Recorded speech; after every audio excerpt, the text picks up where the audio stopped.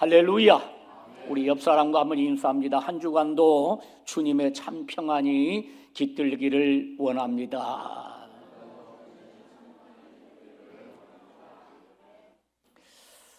벌써 2026년도도 5월이 지나고 이제 6월 첫 주일을 맞이했습니다. 저는 6월에 출발하면서 이 첫 주일 여러분과 함께 나눌 말씀의 제목은 하나됨의 원리입니다. 여러분, 우리가 가지고 있는 성경을 쪼개보면 우리가 구약 39권, 신약 몇 권이지요? 27권, 통합 66권이라 이렇게 부릅니다. 그런데 이 66권 속에서 한 권 한 권으로 이렇게 쪼개서 말씀을 묵상해 보면 그 창세기로부터 요한계시록까지 이 한 권 한 권을 통해서 우리에게 주고자 하는 하나님의 의도, 하나님의 뜻이 담겨져 있다라고 하는 것입니다. 이 에베소서는 어떤 내용일까요? 이 에베소서는 그리스도의 몸인 교회와 또한 지체인 성도들과의 관계에 관해 기록하고 있다라고 하는 것이에요. 에베소서가 뭐라고요? 다시 한번 새기기 위해서 그리스도의 몸인 교회와 또한 지체인 성도들과의 관계에 관해 기록하고 있다라고 하는 것이에요. 그런 의미에서 오늘 본문의 말씀으로 들어가 보면 사도 바울은 이 에베소 교회를 향해서 하나 될 것을 권면합니다. 그렇습니다. 교회가 하나 되고 성도가 하나 되는 것은 하나님의 거룩한 뜻입니다. 아멘이십니까? 그러면 오늘 저와 여러분들이 어떻게 하면 하나 될 수 있을까? 어떻게 하면 그리스도와 하나 될 수 있고 어떻게 하면 성도와 하나 될 수 있을까? 오늘 바울은 본문 1절과 2절의 말씀 속에서 이렇게 표현합니다. 제가 먼저 1절을 여러분에게 읽어드리겠어요. 2절은 우리가 같이 읽어보겠는데 이렇게 시작합니다. 1절에 보면 그러므로 주 안에서 갇힌 내가, 주님 안에서 갇힌 내가 너희를 권하노니, 너희를 권면하노니 너희가 부르심을 받은 일에 하나님의 거룩한 부르심, 하나님의 자녀 되심에 합당하게 행하여, 합당하게 행하여. 그리고 2절이 포인트인데요. 같이 읽어볼까요? 모든 겸손과 온유로 하고 오래 참음으로 사랑 가운데서 서로 용납하라. 모든 겸손과 온유로 하고 참음으로 사랑 가운데서 서로 용납하라 라고 했습니다. 성도 여러분, 예수 그리스도 안에서, 성령 안에서 하나됨의 첫 번째 원리가 있는데 그것은 바로 겸손해야 하나 될 수 있다라고 하는 것입니다. 오늘 우리가 찬송가 212장의 1절의 말씀에 보면은 이렇게 나타나죠. 1절 찬송의 내용을 보면 겸손히 주를 섬길 때 여러분이 말해보세요. 괴로운 일이 많으나, 그 다음에 나오는 것이 뭐예요? 구주여 내게 힘주사 잘 감당하게 하소서. 이 찬송의 가사의 내용 속에 여러분 시인하고 또한 여러분 이 찬송의 가사 속에 여러분들이 함께 동참합니까? 오늘 우리가 놓치지 말아야 될 것은 겸손히 주를 섬길 때는 뭐가 많다는 거예요? 괴로운 일이 많은 겁니다. 우리가 교회 공동체 안에서 어떠한 일을 해 나갈 때 있어서 나만 홀로 남아 일을 해야 할 때가 있지요. 나만 홀로 남아서 예를 들면 식당에 봉사를 할 수도 있고 교회 청소를 할 수도 있고 여러 가지의 많은 일을 할 수가 있습니다. 그때 문득 우리의 마음속에 떠오르는 것이 있다면 뭘까요? 왜 나만 하는 거야? 괴로워질 수가 있어요. 왜 나만 하는 거야 하면서 괴로울 때가 있는 거예요. 그래서 여러분, 주의 일은 겸손히 하면 할수록 괴로운 일이 더 많은 겁니다. 그렇기 때문에 우리는 하나님 아버지 앞에 뭐 하는 거예요? 기도하는 거예요. 겸손히 주를 섬길 때 괴로운 일이 많으나 그 다음에 뭐예요? 그걸 잘 깨달아야 돼. 그 다음에 나오는 거 고백해 보세요. 구주여 내게 심주사 잘 감당하게 하소서. 구주여 내게 심주사 잘 감당하게 하라고 하는 것은 기도예요. 기도. 내가 하나님 아버지 앞에서 기도해야만이 이렇게 겸손하게 주님의 일을 해나갈 수가 있다는 것이죠. 그래서 오늘 바울도 그리스도의 몸인 교회와 지체인 성도들과의 관계 속에서 겸손해야 하나 될 수 있다는 거예요. 자, 그렇다면 여러분, 겸손이 뭘까요? 겸손해야 된다. 겸손해야 된다라고 말하는데 여기서 겸손이라고 하는 것은 자세를 낮추는 거예요. 자세를 낮추는 것입니다. 상대를 섬기기 위해서는 먼저 자신이 낮아져야 된다라고 하는 것이죠. 여러분, 성경의 빌립보서에 보면은 우리 주님도 자신을 낮추시고 종의 모습으로 오시는 것을 볼 수가 있어요.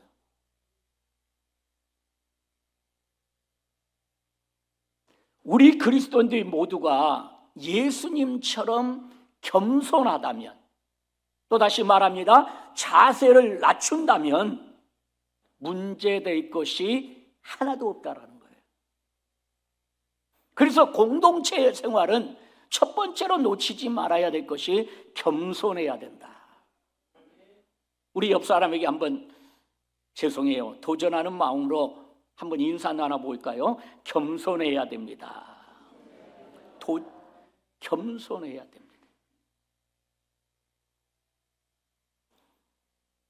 여러분, 서로가 나보다 남을 낮게 여기고 존경하고 상대방을 여러분 높여준다면 무슨 문제가 생길까요?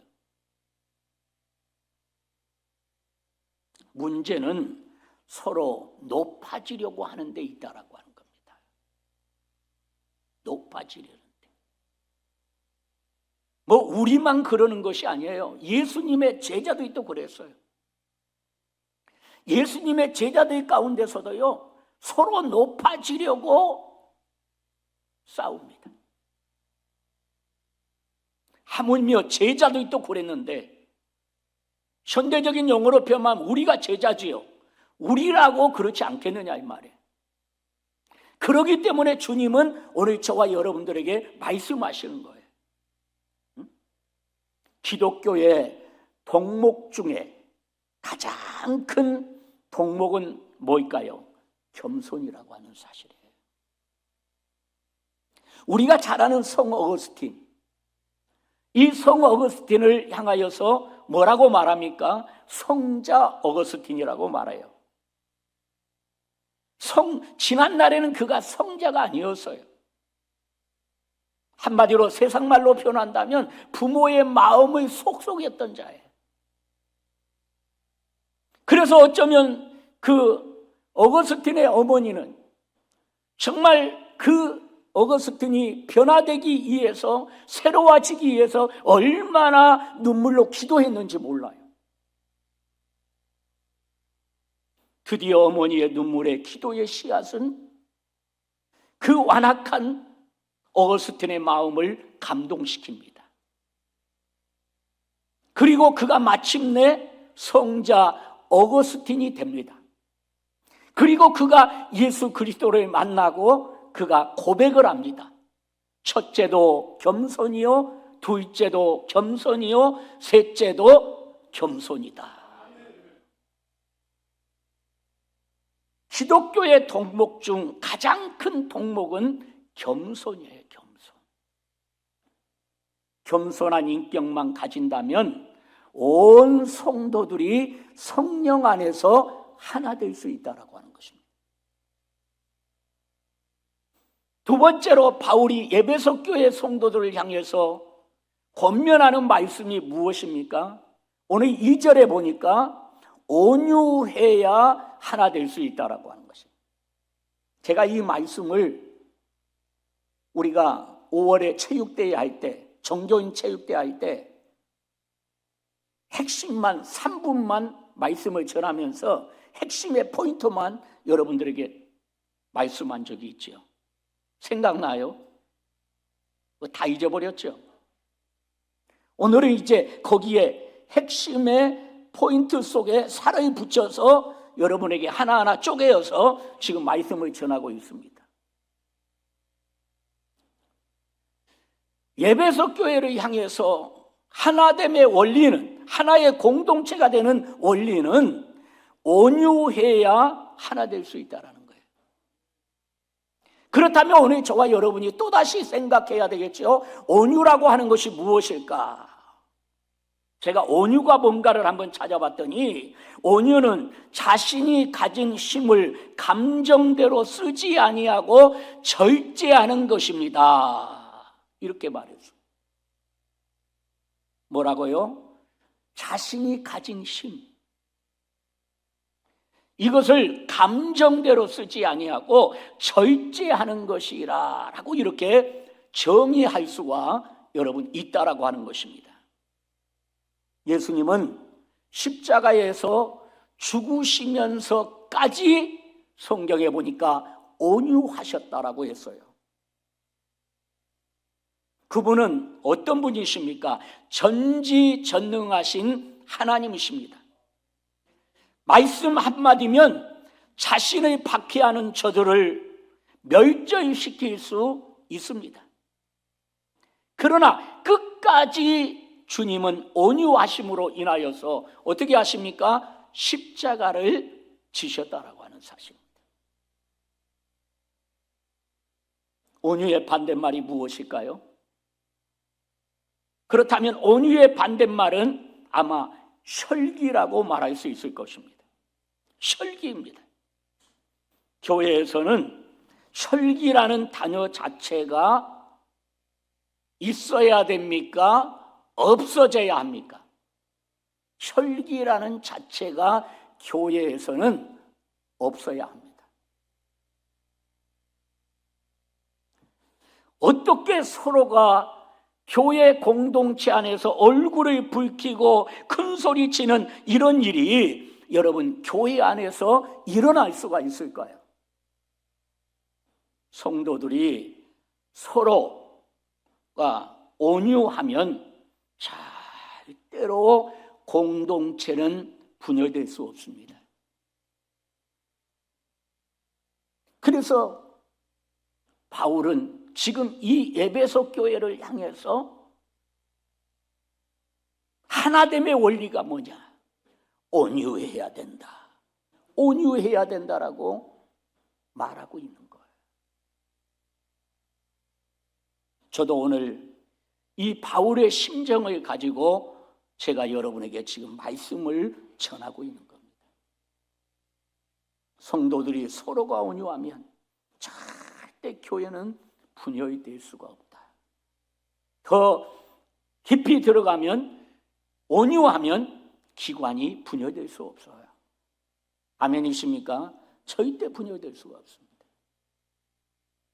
온유하지 못하니까, 반대로 혈기를 부리니까 분열의 현상이 일어난다라고 하는 사실이에요.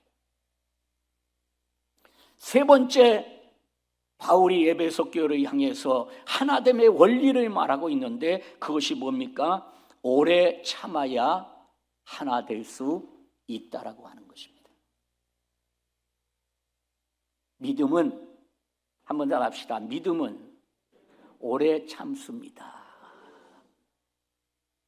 믿음은 오래 참는 겁니다. 왜 믿음은 오래 참을까요? 하나님을 믿되 확실하게 믿기 때문입니다. 하나님의 살아계심을 믿고 그분이 우리의 모든 것을 아신다는 사실을 믿습니다. 내가 직접 나서지 않아도 전능하신 하나님께서 해결해 주실 것을 믿기 때문에 인내할 수가 있습니다. 신학을 공부했던 우리 성도들이나 또한 어느 정도 신앙생활을 했던 성도들은 이 워치만이라고 하는 사람을 잘 알 겁니다. 이 워치만이라는 사람은 신학자입니다. 그러나 우리 장로교의 입장에서 워치만이의 신학을 보면 그 신학 사상은 잘못됐습니다. 우리는 워치만이의 신앙을 철저하게 배격합니다. 다른 교단은 어쩔지 모르지만 우리 장로교 합동 측에서는 이 워치만이의 신학을 철저하게 배제합니다. 그런데 이 워치만이의 그 신학 사상을 우리가 책을 한번 읽어보면 그의 삶은 본받을 점이 있어요. 신학 사상은 잘못되어 있는데 그의 삶은 본받을 점이 있습니다.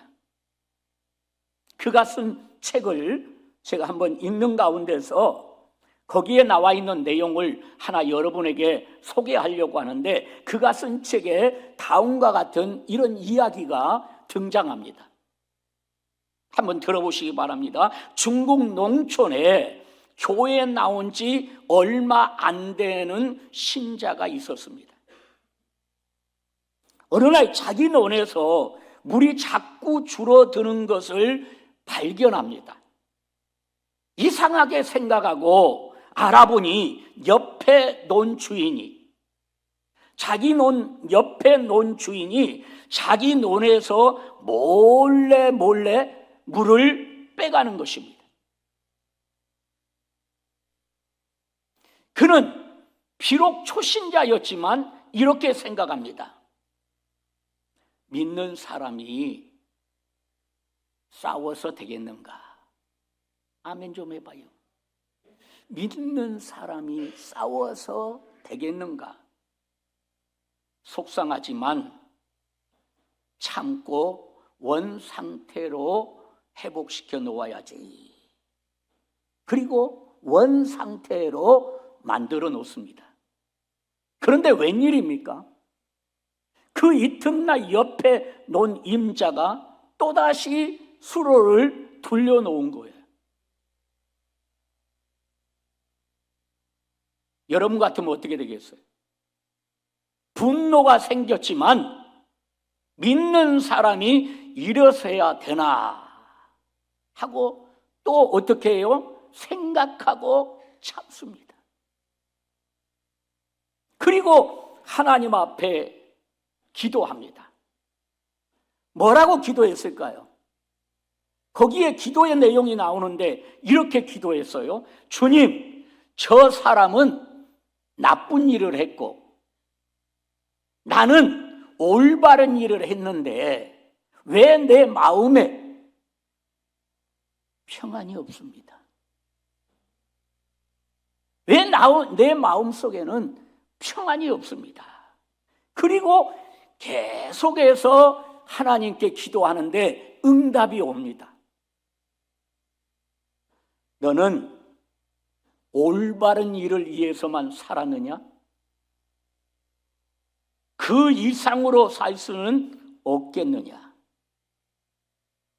그래서 그 뜻을 꼼꼼히 생각하다가 그가 깨달음이 오는 거예요. 여러분, 기도하면 깨달음이 오잖아요.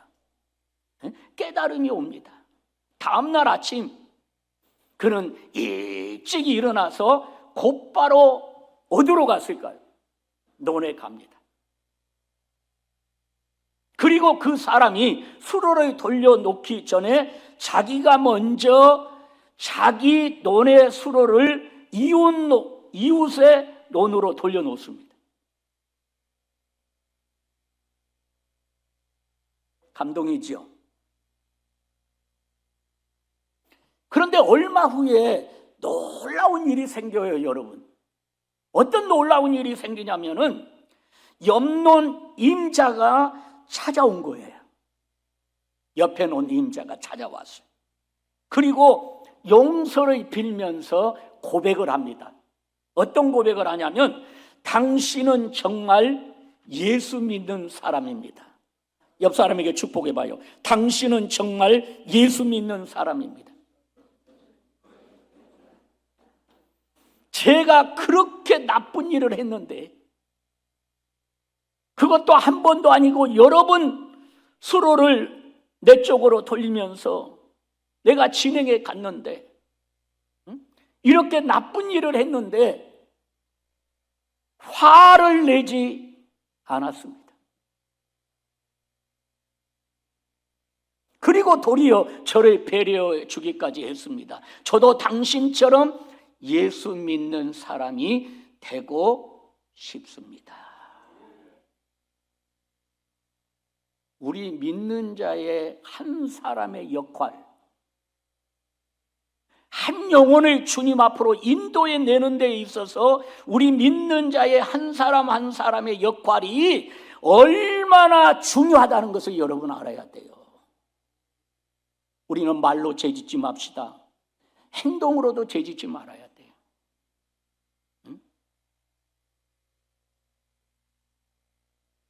신자의 삶의 목표는 올바른 삶만 사는 것이 아닙니다. 많은 신자들이 오해하는 부분이 있는데 내가 바르게 사는데 왜 간섭하느냐? 내가 법대로 하는데 무엇이 문제냐? 내가 올바르게 살기 때문에 당신이 고쳐야 한다. 이게 우리네 이야기 아닙니까?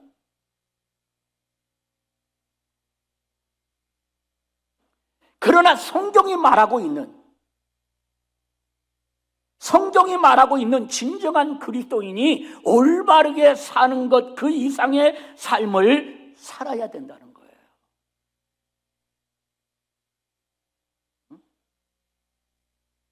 어떤 목사님이 교회 안에서 코 흘릴 때부터 어린아이로 자라서 이제 여학생이 되고 여청년이 됐어요. 그런데 그가 벌써 나이가 차서 시집을 갈 때가 된 거야.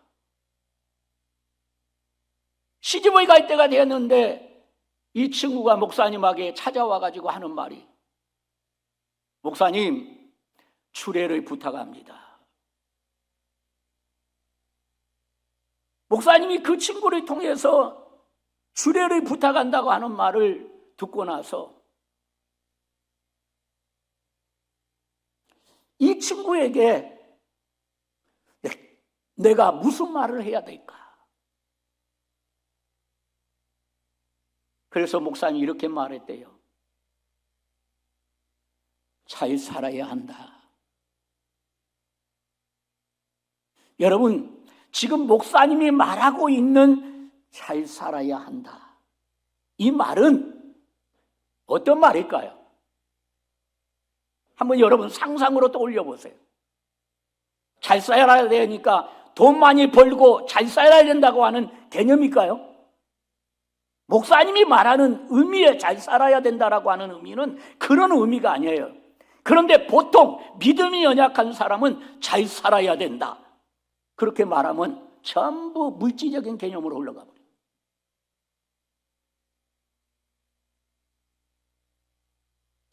우리 신앙인들은 그 목사님이 그 여청년에게 잘 살아야 된다라고 하는 말의 개념은 이 한마디가 포함되어 있었던 거예요. 내가 너를 코 흘릴 때부터 어린아이 때부터 꾸준히 신앙이 성장하는 것을 보았는데 이제 너가 시집을 가는구나. 더 진하게 말하면 이제 우리 교회를 떠나가는구나. 그래, 내가 너에게 말해줄 수 있다면 단 한마디, 잘 살아야 된다. 이 말이 뭘까요? 믿음 안에서 잘 살아야 된다는 거예요. 제가 금요일 밤에도 이런 말 했어요. 잘 살면 뭐하냐고. 잘 살고 예수 믿지 못한 것보다는 가난해도 예수 잘 믿으면 먼 훗날 주님 앞에 섰을 때 반드시 주님께서 잘하였도다, 착하고 충성된 종이라고 하나님이 인정하실 거다.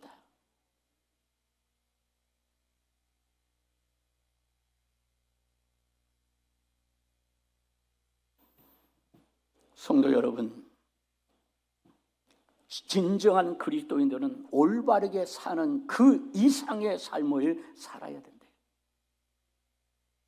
그렇게 된다면 성령 안에서 교회가 하나 될 것이며 나가서 은혜가 충만하게 될 것이라고 나는 확신합니다. 마지막으로 사도 바울이 이 에베소 교회를 향해서 하나됨의 원리 가운데 마지막으로 외친 것이 뭡니까? 2절 마지막에 보세요. 서로 용납해야 하나 될 수 있다라는 겁니다.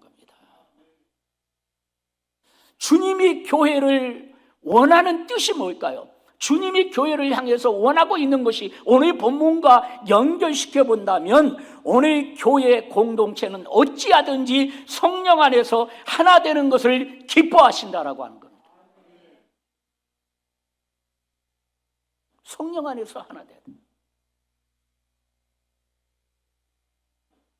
오늘 본문에 보면 사랑 가운데서 서로 용납하고, 그런데 무엇이 우선인가가 잘 알아야 돼요. 그냥 용납하라고 하는 것이 아니에요. 용납이 그냥 되는가요? 안 돼요. 뭐가 전제가 돼야 돼요? 사랑이 전제가 돼야 돼요. 사랑하면 용납할 수 있는 거예요. 사랑 가운데서 용납하고, 하나 되기 위해서는 사랑 가운데 서로 용납하라고 하는 그 바울의 간절한 권면이 오늘 말씀 속에 나타나고 있다라고 하는 것입니다. 그러므로 사랑 가운데 서로 용납하는 것은 우리 믿음의 성도들에게 있어서 매우 중요하다라고 하는 거예요. 매우 중요합니다. 교회는 여러분이 알다시피 다양한 사람들이 다양한 목적을 가지고 모인 곳이 교회입니다. 그렇죠? 예수가도 있고 또 여러 분류의 사람들이 모인 곳이 교회입니다. 그렇기 때문에 하나 되기가 쉬울까요? 힘듭니다. 제가 언젠가 이런 말을 했잖아요. 교회는, 이런 말 표현해서 죄송한데요, 교회는 가장 배우지 못한 사람으로부터 가장 많이 배운 사람까지 다 모인 곳이 교회라고.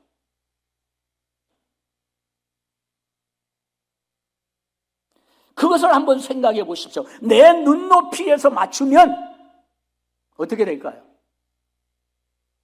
불만이 노출될 수밖에 없어요.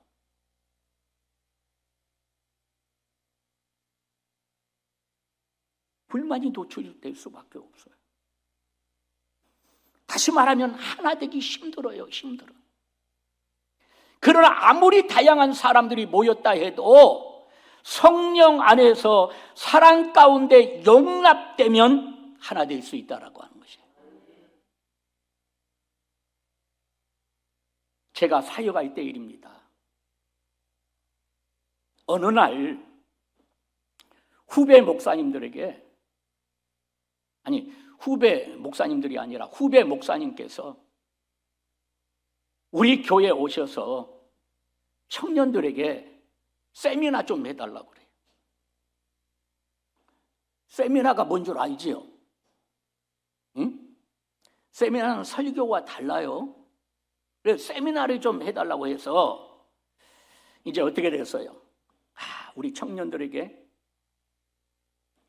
이러이러한 것을 내가 세미나를 통해서 가르쳐야 되겠다 하면서 이성관, 직업관, 교회관, 사회관 등 주제를 준비했고 이제 날짜가 돼가지고 교회를 갔어요.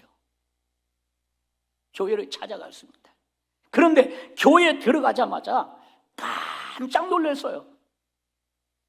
저한테 왜 깜짝 놀랐냐고 물어보세요. 내가 준비한 것과는 전혀 다른 분위기였어요. 여러분, 찬송을 하는데 얼마나 뜨거운지. 이왕 찬송이라고 하는 말이 나왔는데 이제 앞으로 여러분들이 쓰는 용어에 대해서 내가 말할게요. 우리 성가대를 우리 교단에서는 성가대라고 부르면 안 됩니다. 찬양대라고 불러야 됩니다. 이게 교단은 교단의 법을 따라야 돼. 예, 우리는 찬양대라고 합니다. 왜 찬양대라고 하냐? 성가는 여기서 지금 다 설명할 수, 성가는 천주교로부터 나온 것이다. 그 정도만 아세요. 그래서 여러분들이 꼭 기도한다든가 또 어떤 대화를 나눌 때 꼭 찬양대라고 하는 용어를 써야 돼요. 내가 지난번에 사순절 때 우리 교회는 사순절을 지키지 않습니다. 그랬더니 우리 김호성 지휘자님이 깜짝 처음에 와서 놀랬던 것 같아. 우리 합동에 들어가 보니까 사순절을 지키지 않는구나. 사실은 이런 말을 해도 될런지 모르지만 우리 김호성 지휘자님도 우리 장신대에서 공부를 했습니다. 신학을 한 사람이에요. 그래서 제가 더 마음에 들었던 거예요. 물론 이 말은 안 하겠습니다. 어쨌든 여러분, 그런데 교회에 들어가 보니까 깜짝 놀랐어요. 왜 놀랐다고 그랬어요? 제가 준비한 것과 전혀 다른 분위기인 거예요. 찬송을 하는데요, 얼마나 뜨겁고 기도를 주여 주여 부르짖으면서 기도를 하는데, 죄송해요, 거짓말 조금 보태면 교회가 떠나갈 것 같아요. 교회가 떠나갈 것 같습니다. 그때 준비한 강의 안 외에 다른 내용으로 설교한다고 하는 것은 불가능했어요. 왜요? 물론 다른 설교할 수 있어요. 그러나 내가 청년들에게 세미나를 하려고 잘 준비해 갔잖아요. 그런데 놀라운 것이 나타나요. 뭐가 놀랐냐면, 놀라운 것은 세미나는 여러분 선포가 아니잖아요. 강의식이잖아요. 강의식. 아멘. 강의식이잖아요. 그런데 강의식 설교를 해도 그렇게 뜨겁게 받아들이더라고 하는 거예요. 저는 거기서 놀란 거예요. 그리고 말씀을 증거하는데요, 아멘 아멘 하는 그러한 진동 소리가 들립니다. 그날 저는 평범하지만 매우 중요한 사실을 깨닫고 돌아왔어요. 아니, 그들을 통해서 배웠어요. 무엇을 배웠냐면 이걸 배웠어요. 나와 다르다고 틀린 것은 아니구나. 한번 따라서 할까요? 나와 다르다고 틀린 것은 아니구나. 나와 다른 것까지 인정할 때 큰 역사를 이룰 수 있구나. 그걸 깨달았어요. 여러분, 우리네 인생을 보면 왼손잡이보다는 오른손잡이가 훨씬 많습니다. 그러나 오른손잡이가 많다고 오른손만 바른 손이 아닙니다. 오른손잡이는 오른손이 바른 손이지만 왼손잡이는 왼손이 바른 손이에요. 내가 여러분 앞에 강조하고 싶은 거 잘 들어야 됩니다.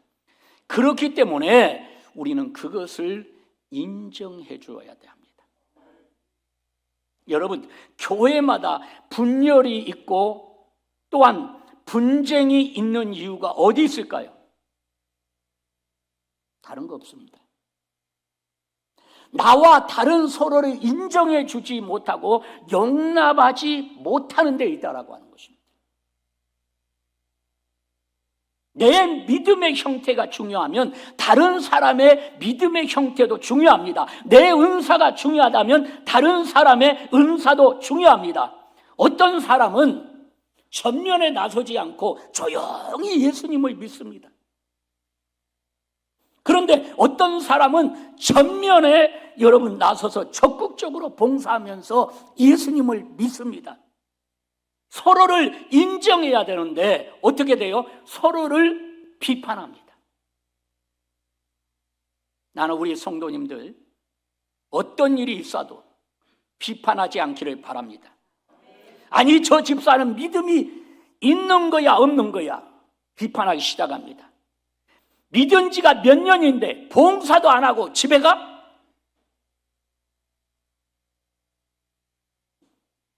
예배만 참석하나? 저런 사람은 집사가 될 자격도 없지. 예수를 믿으려면 좀 조용히 믿지. 저렇게 난리법석 피우는 거 믿어야 하나?